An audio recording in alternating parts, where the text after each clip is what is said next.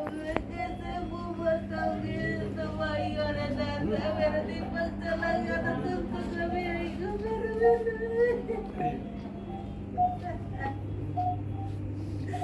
मेरा दीपक ऐसे गाड़ी चला के आता था जैसे करा तो पीक पीक तुम्हें कहते दीपक आ गया मेरे को कहीं मालूम कि मैं अस्पताल ले जाऊंगी। सर आप एक छोटा सा वीडियो लास्ट तक बना लिया। Okay, thank you so very much sir. तो मैं मना नहीं, डॉक्टर को किसी को मना नहीं करूंगा, लेकिन पुलिस वालों को नहीं जाने दूंगी, क्योंकि पहले भी हम धोखा खा चुके हैं पुलिस वालों को। तो हमें पुलिस वाले पे यकीन नहीं है, चाहे कुछ भी हो जाए। जो प्रशासन पे यकीन खत्म हो गया। बेटा कोई इनका सारा कोई है, मेरी बहन का एक लोकल बेटा हमारा खोल लिया है, हमारा सारा कौन है? इनका सारा देख लो, मेरेगा फोन रखेगा। मेरे पुलिस वाले को किसी को मेरे पहले यकीन कर लिया। हाँ नहीं जानता। क्या करना आपको? मुझे तो मेरे को इंसाफ चाहिए। मैं डॉक्टर को मना नहीं कर रही, मैं बॉडी का मैं पुलिस वालों को नहीं यकीन करूंगा। पहले यकीन करके हम वो को बोलो हटे, जाना पड़ेगा, इनका काम है, इन्वेस्टिगेशन में करेंगे। मैं किसी की नहीं सुनूंगी, नहीं जाऊँ मैं, आने ना जाऊँ, नहीं हम नहीं जाएंगे। मैं तो ना जान दूँ ना पुलिस वाला। मैं डॉक्टर की मना नहीं कर रही, डॉक्टर बोले जाए आए पेशेंट को देखे, लेकिन हमको हमारे बेटे को पहुंच चुके।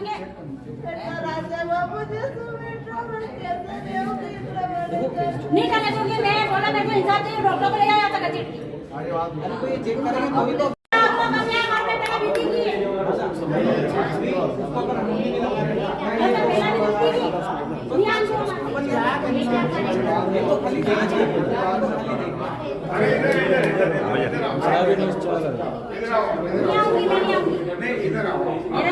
पहले भी हमको इंसाफ नहीं मिला पुलिस वाला। अरे इधर आओ तो सही आप। नहीं मिला हमको, क्या मेरा घायल को चलना ना इंसाफ मिला।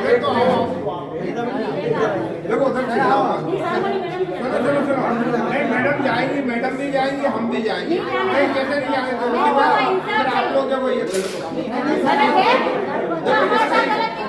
आप लोग परेशान हो जाओगे, मैं बता दे रहा हूँ। मेरी पूरी सामने आपके साथ क्योंकि हमारे साथ भी पहले गलत हुआ। धीरे बात करो। अरे एक तो धीरे बात करिए, पेशेंट अंदर है, आप धीरे बात करिए। हम तो धीरे ही कर रहा सर। धीरे बात करिए, आप चिल्लाइए मत। चिल्ला कोई नहीं रहा है, क्योंकि पहले प्रशासन में धीरे बात करिए, पेशेंट वो छोरी है बेटी, 4 साल की बेटी गवा दी। क्या चाह रही हैं? हम चाहते हैं, हमको इंसाफ चाहिए। हाँ हाँ तो इंसाफ इधर तो डॉक्टर को ले जाओ यहाँ से। अरे आप इधर आओ ना। आप हटिए, आप रास्ता खोलिए। नहीं नहीं आप इधर आइए, आप इधर आ जाओ। देखो मैं आपको हर समझा हमारा छोरा इंसाफ भी करे, फिर देखिए। वीडियो बनाओ तो। हाँ बना लो वीडियो। कितना मेरे को यही फांसी चढ़ा रहा सर, मेरा तो बेटा चला गया। क्या काम था हमारे, क्या काम था ये कानून, किस काम का ये कानून? पहले कानून ने क्या दिया हमको? मेरा 4 साल की बेटी इस जगह पे सर धीरे बात करो।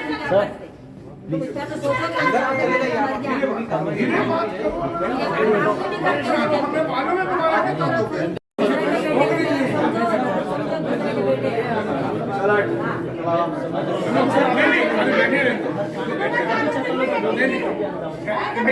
कानून में यकीन करा था हमने सर। आज तुम्हारा बेटा हो जाए कि अगर तुम ऐसे ही करते सोचो तुम्हारे लिए हमारा दुकान कहाँ है? क्या किया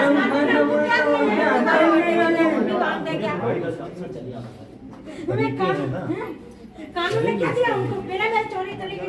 समझ रहा हूँ सुनो सुनो ठीक है। आगे पीछे कोई नहीं, वही पहले भी यही आश्वासन दिया था सर, आपने से आपसे पहले जो टीआई था ना, आप उन्होंने सर ने यही आश्वासन दिया था। आप कभी 8-4 दिन के हमको पता है, मैं जानती नहीं कानून, लेकिन कानून ने हमारे साथ इंसाफ नहीं किया, पहले भी इंसाफ नहीं किया। थोड़ा सा आप इंतजार करो। आप देखो जब मरो तो सुई लग गई वाले, मेरा बेटा चला गया बुढ़ापे का साथ, पढ़े लिखे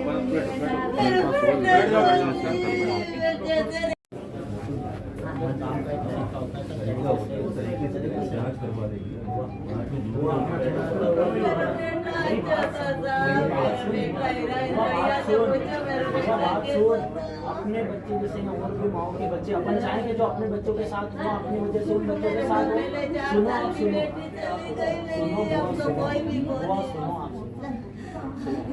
अपनी वजह से किसी को डिस्टर्ब होना चाहिए आईसीयू है और यहाँ सब लास्ट कंडीशन पे आते हैं आईसीयू।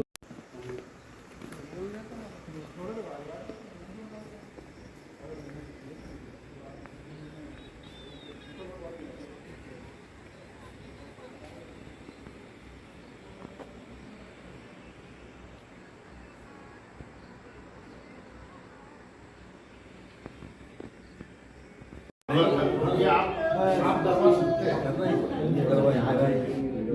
ये जो आपने बोला सर पोस्टमार्टम वीडियोग्राफी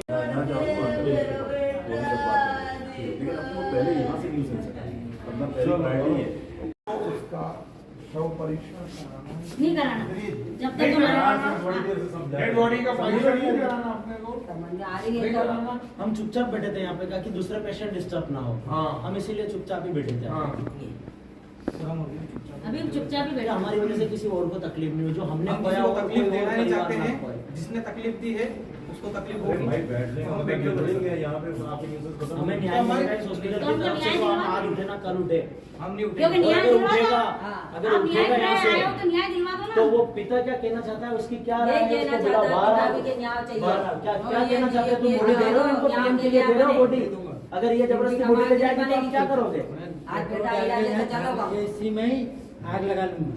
हाँ मैं खुद लगाऊंगी ये चाहिए मैं भी आग लगाऊंगी निशाब क्योंकि चाहिए। बेटा खोया है। माँ में भी पेट्रोल डाल के आग लगा दूंगा। आग लगा बस, 4 बॉडी करते उठा रहना के परीक्षा। 4 बॉडी कोई का दिक्कत आदमी नहीं मारा। हो जाएगी। फिर 4 अरे बॉडी का अपनी आदमी लाशों मारा। का गुनहगार बनेगा चार उसमें बॉडी भी का खुश, खूब है। सब कुछ कोई टेंशन कितनी वाली बात लाशों का नहीं है। गुनहगार बनेगा ये कोई हॉस्पिटल दिक्कत कितनी हत्या करेगा कितने आप ऐसे ऐसे कोई बोल रहे हैं, आप लोग भी सब फ्री। नौजवान बच्चों को मारेगा कितने सब लोग परिवार फ्री हो तबाह जाएंगे। करेगा ये हॉस्पिटल हाँ। हाँ?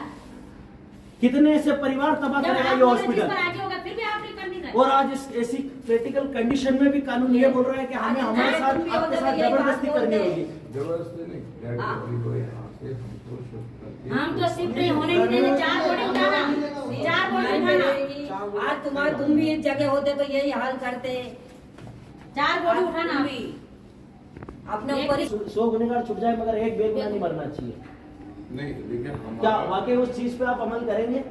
हम सब तरफ से अमल कर रहे हैं कानून की प्रक्रिया के तहत हमें जो अधिकार और जो हमको काम बताया है वो करना पड़ेगा। हम तो आपसे ये पूछ रहे हैं पेट अगर कोई लिखित में चीज देंगे। लिखित में नहीं देगा तब तक हम हमारी घर पे अड़े तो रहेंगे। नहीं देता तो हाँ तो हम यहीं बैठे ना नहीं दे सकते तो कोई दिक्कत नहीं है, हमारी बॉडी बिगड़ भी जाएगी तो हम जिससे हमारी बात हुई जी। एसडीएम साहब की जी। हमारी बात हुई जी। उनका ये कहना है कि सर हम अपनी तरफ से प्रस्ताव हमें ऊपर भेजेंगे सुबह और प्रस्ताव के आधार पर क्रिटिकल कंडीशन में हाउ एनी डिसीजन लिए जाते हैं हाँ। सर हाउ सुबह एनी उबह का डिसीजन रास्ता लिए नहीं जाते देखते। हैं। भाई देखो कितनी लाशें व्यक्ति तो पहुंचाएगा हमारा यहाँ से? चला गया है, हम कितनी यहाँ बैठे हत्या करेगा ये जनसेवा यहाँ पे? फिर 4 बॉडी आपकी तो ना एक हर तो हमारे जनसेवा बेटे हॉस्पिटल की, के 4 मैनेजमेंट के हमारे को पास ले जाना फिर वो पीएम कराना आप यहाँ आप नहीं अगर किसी इंसाफ अगर responsibility ले सकते सुनिए हैं। अगर व्यक्ति को इंसाफ नहीं अगर- मिलेगा और अगर वो कुछ कर लेता है फिर उसका जिम्मेदार उसका जिम्मेदार कौन होगा? क्या है इनके जीवन क्या में? है क्या इनके क्या बचा करेंगे नहीं इनके जीवन में ठीक है कोई अभी बेहोश हो गए थे वीडियो रखी है हमारे पास वो डॉक्टर थे उन्होंने सुनो उठाया ये मर जाएंगे ना तो इनको कोई लास्ट स्टेज पे पानी पिलाने वाला नहीं और आप कह रहे हो कि ये बॉडी हटा दे कंडीशन है इनके साथ में है यहाँ से बॉडी तो नहीं हटेगी इनको कोई हाँ। चीज नहीं बचा हमारे पास। से ऐसी जिंदगी जीने से इन क्या माँ बाप मतलब? को क्या फायदा जो लास्ट स्टेज में इनका औलाद इनकी आज छोड़ नहीं के दे चला सकते गया। सब लोग इससे बड़ा और और दुख आप दर्द कह क्या रहे हो होगा कि यार ये हमें जो हमारी हमारी कार्रवाई करनी पड़ती है तो मैं आपको मेरी इनकी तरफ से मैं आपको गिरफ्तारी देता हूं कि आप जो चाहे वो कार्रवाई आप मुझ पे कीजिए।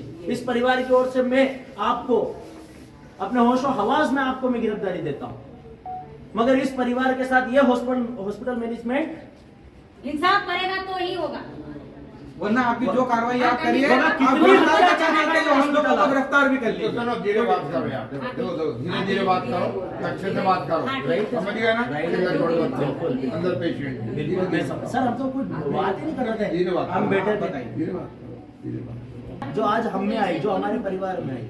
हम भी यही चाहते हैं। हम नहीं चाहते कि जो हमारे में नौबत आई हो हमारी वजह से या इस हॉस्पिटल की वजह से कोई और माँ बाप अपने बेटे से दूर हो, कोई और भाई बहन अपने भाई बहन से दूर हो। चले गया, कुछ भी बीमारी नहीं उसको 1%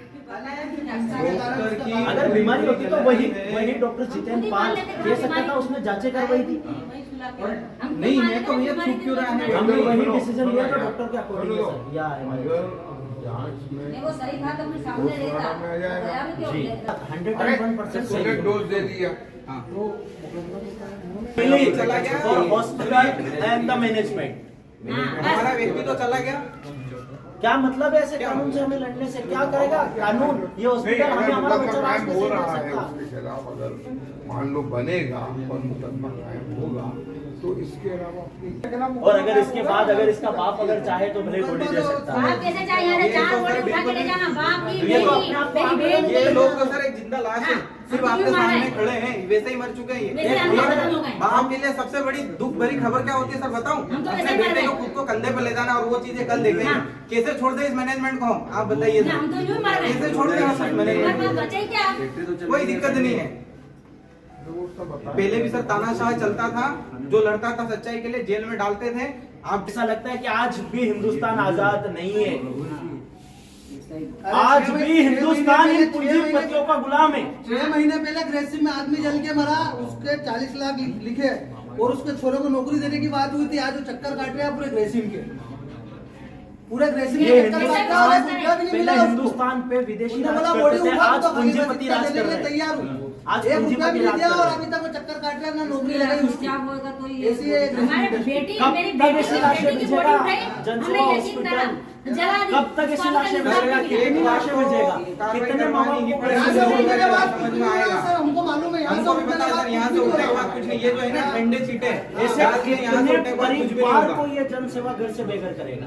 क्या जो भी है बस। ये तो यहाँ से 4 लाशें उठेंगी सर, मैं खुला बोल रही हूँ मीडिया में। क्या आप चाहते हैं सर कि एक क्या लाश आप की वजह चाहते से हो? 4 लाशें और गिरे, किसी और के घर क्योंकि हम तो वैसे बर्बाद? लाशें बन गए हैं।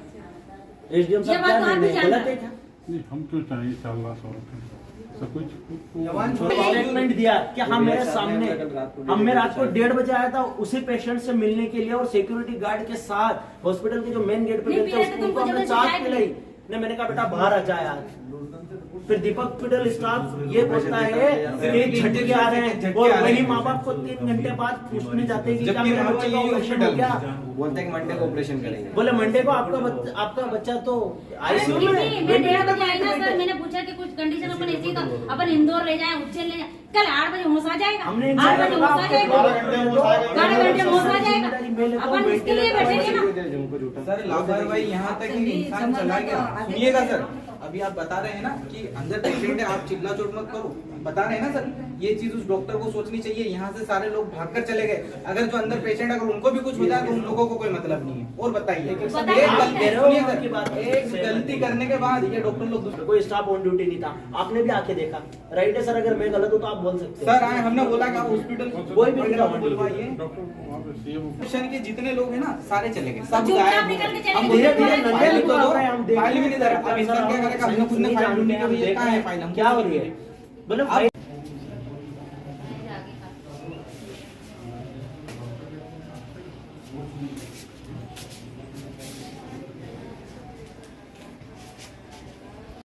Right sir. जब 2 घंटे पहले पेशेंट के पल्स अगर डाउन हो सकते थे, हो चुके थे, सॉरी बट अगर हो चुके थे, फिर उसको ऑक्सीजन लगा के जबरदस्ती ऑक्सीजन और वेंटिलेटर पे क्यों रखा? आप 2 घंटे पहले ही बता देते थे ही इज नो मोर, आपका पेशेंट नहीं बच पाए।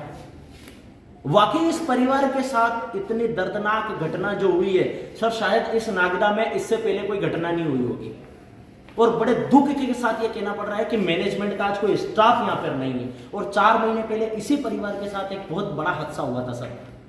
आज तक कोई प्रशासन ने एक्शन नहीं लिया, किसी पॉलिटिकल नेता ने, किसी पॉलिटिशियन नेता ने इनका कोई एक्शन नहीं लिया। उसी का मतलब क्या रहेगा? उसी का अपन ये कह सकते हैं कि इसी दीपक रघुवंशी क्या 4 महीने पहले क्या हुआ था? 4 महीने पहले एक इसकी भांजी थी जो नव्या रघुवंशी करके नाम था, उसके साथ भी ऐसा ही कुछ हादसा नव्या के हुआ। सगे मामा है जी, नव्या रघुवंशी का सगा मामा। और इसी दीपक रघुवंशी ने जब आवाज उठाई तो मैं ये कह सकता हूं मीडिया के माध्यम से इस हॉस्पिटल पे कि बदला लिया गया। जी आज एक हॉस्पिटल में आज एक हादसा हुआ, क्या है मामला, थोड़ा बताइए। सर मामला यह है कि एक छोटी सी फुंसी जो हुई थी, उस फुंसी के कारण हमने बच्चे को यहाँ पे एडमिट करा था। क्या नाम था मरीज का? मरीज का नाम दीपक रघुवंशी है। कहाँ के रहने वाले थे? ये नागदा के गांधीग्राम कॉलोनी के रहने वाले थे और पिता केमिकल में एक ठेकेदारी में जो जॉब करते थे और वो उनके पिताजी के ये एकलौती औलाद है और पिताजी और माताजी अब बूढ़े हो गए और अब कोई ऐसी स्थिति नहीं है कि मतलब वो भविष्य में उनके कोई बुढ़ापे की लाठी नहीं है। अब छोटी सी फुंसी हुई थी तो पाल साहब ने बोला था आप उज्जैन के लिए, उन्होंने कुछ जांचें लिखी थी और जांच जो लिखी कौन से पाल साहब? जो यहाँ के जो है जितेंद्र जी पाल साहब, जो डॉक्टर साहब हैं यहाँ के, जाने मानी हस्ती है, वो किसी नाम या पहचान के मोहताज नहीं है। तो उन्होंने जो जांच लिखी उस जांच के दौरान लाके दिखाया, उन्होंने बोला ऑपरेशन होगा, ऑपरेशन होने के बाद ऑपरेशन होगा। अब सर ठीक है, हमने एक दिन पहले, आज से एक दिन पहले 4 बजे दीपक रघुवंशी को यहाँ एडमिट करा और एडमिट करने के बाद में यहाँ का स्टाफ बोलता है कि सुबह 9 बजे आपका ऑपरेशन थिएटर में आपको डाल दिया जाएगा। Right sir. उसके बाद में क्या करते हैं, जब सुन का जो इंजेक्शन लगाते हैं और कोई उनका जो रहता है स्टाफ का ही है, उसको शायद ऐसा कुछ नाम वगैरह है, मैं पूरी परिपूर्ण तरीके से नहीं समझ पा रहा हूँ। एक बार इंजेक्शन लगाने पे बंदा बेहोश नहीं हुआ, वही स्टाफ दूसरी बार किसी से पूछे बगैर दूसरा इंजेक्शन फिर लगाता है। तो वो मतलब कुछ ज़्यादा ml डालने के कारण से हाई डोज, अपन उसको ओवरडोज भी बोल सकते हैं सर अगर नॉर्मली भाषा में अगर बात करें तो लगाने के बाद में क्या होता है सर, बंदा वहीं झटके लेने लगता है। 10 या 5 मिनट के बाद में बंदा जो है झटके लेने लगा। इन्होंने बिना उस पेशेंट के मॉम डेड को बताए बगैर, बड़ी शर्मनाक की बात है, जनसेवा नागदा का एक जाना माना हॉस्पिटल है जो कि अपने मध्य प्रदेश में तो दूर की बात पूरे इंडिया में फेमस है कि नागदा में जनसेवा है। मॉम डेड को ना बताते हुए उन्होंने डायरेक्ट बंदे को आईसीयू में एडमिट कर दिया। जब 3 घंटे बाद वही बूढ़ी माँ और बूढ़े बाप ने पूछा है कि क्या डॉक्टर साहब मेरे बच्चे का ऑपरेशन हो गया है, तो वही डॉक्टर बोलते हैं आपके बच्चे का ऑपरेशन नहीं हुआ है, आपका बच्चा तो आईसीयू में। 3 घंटे बाद बता रहे, क्या कारण है, किस वजह से वो 3 घंटे बाद बता रहे हैं। उसके बाद में एक जा रहा है, एक आ रहा है, एक जा रहा है, एक आ रहा है। यहाँ पे उनके रिलेशनशिप वाले भी थे, वो पूछते हैं क्या हुआ, प्लीज आप हमें भीड़ मत करो और आप हमें कोऑपरेट करो ताकि हम बच्चे को ठीक कर दें। हमने एक छोटा सा इंजेक्शन लगाया था, तो 12 घंटे तक ये नॉर्मली बेहोश रहता है, तो और उसके बाद में इसको होश आ जाएगा। और उसके बाद में जब मैं यहाँ रात को 8 बजे आया और मैंने मिस्टर जितेंद्र जी पाल और यहाँ की जानी मानी हस्ती कोस्टा जी और जो इस मैनेजमेंट डिपार्टमेंट के जो इंचार्ज है, सिक्योरिटी इंचार्ज है, मैंने उनसे बात करी। मैंने कहा वास्तविक तो sir how any condition, problem क्या है आप हमें बता दो, अगर आपसे नहीं हो सकता तो आप आपके हॉस्पिटल के 2 डॉक्टर भेज के हमें अच्छी सी एम्बुलेंस का व्यवस्था करवा के आप हम कहीं और रेफर कर दो, हम कहीं और ले जाएंगे। बोले नहीं, 11 बजे तक मैं गारंटी लेता हूँ, ऐसा पाल साहब और कोस्टा जी बोलते हैं, मैं गारंटी लेता हूँ कि आपका बच्चा ठीक हो जाएगा। और सर 12:40 पे बिना किसी को बताए बगैर ये डॉक्टर लोग क्या करते हैं, ये स्टाफ क्या करते हैं, ऑन ड्यूटी वाले वेंटिलेटर से नलियां निकाल दी, मशीनों को साइड में रख दिया, धीरे धीरे चला गया। एक ऑन ड्यूटी की कोई लेडी थी, वो आके बोलती है पेशेंट के मॉम डैड को, he is no more, sorry हम आपके पेशेंट को नहीं बचा पाए। तो फिर वही डॉक्टर पाल और वही डॉक्टर कोस्टा ने ऐसे क्यों आश्वासन दिया कि 11 बजे तक आपका पेशेंट ठीक हो जाएगा। एक नॉर्मल सी फुंसी की वजह से किसी पेशेंट की जान आप कैसे ले सकते हो। कब एडमिट किया था इनको? परसों 4 बजे। क्या उम्र क्या थी इनकी? कल 4 बजे कल 4 बजे दीपक रघुवंशी को यहाँ एडमिट करते हैं और आज रात। क्या उम्र थी इनकी? भैया 20 से 21 साल सर। आप किसकी लापरवाही मांगते हैं इसके? मैं इसमें पूरे स्टाफ, पूरे जन सेवा की लापरवाही मानता हूँ। आप शिकायत करेंगे आगे? मैं एसडीएम, एसपी, डीएसपी और यहाँ के जो लोकल अधिकारी है, अगर वो, मैं तो चाहता हूँ कि आप उस पे 302 मुकदमे, 302 धारा के तहत मुकदमा लगाएं। अगर नहीं लगाते हैं तो मैं हाई कोर्ट में अपील करूंगा, अगर मेरी हाई कोर्ट नहीं सुनती है तो मैं सुप्रीम कोर्ट में जाऊंगा, मगर अब मैं किसी पे धरने पे नहीं जाऊंगा। और जब तक इस बंदे के साथ, इन परिवार के साथ न्याय नहीं होता है, मैं इस लाश को यहाँ से बाहर भी नहीं करूंगा। इसके परिजन में कौन कौन थे? मृतक के परिवार में कौन कौन है? परिजन में उसके मम्मा थे, उसके पापा थे, उसके नानी जी थे, उसके सगे मामा जी जो मेरे पास अभी वर्तमान स्थिति में खड़े हैं, ये थे, और लगभग उसके परिवार के, और मैं खुद उस स्थिति में यही था।